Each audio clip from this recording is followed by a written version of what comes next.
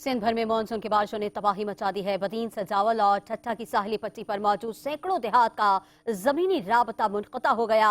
हैदराबाद, मीरपुर खास और टंडवाला यार्ड में भी हर सू जल थल एक हो गया। बारिशों के पेश नजर डीसी बदीन ने जिला भर में अलर्ट जारी कर दिया।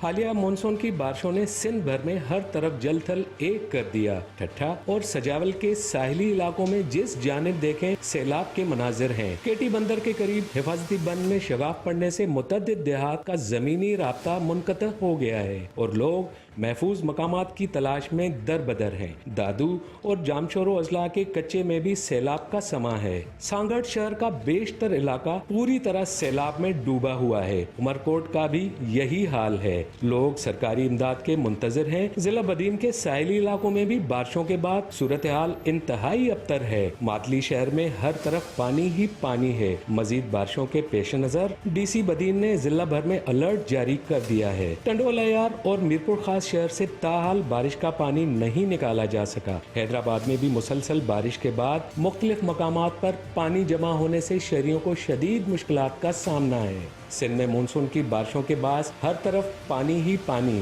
ठट्ठा, सजावल, बदीन, मीरपुर खास और उमरकोट समेत सिंध के बेशतर इलाकों में बहुत बुरा हाल है। सिंध की साहिली पट्टी में सैलाब का समा है। हैदराबाद, मीरपुर खास और टंडवाला यार्ड शहर में बारिश का पानी ना निकाला जा सका।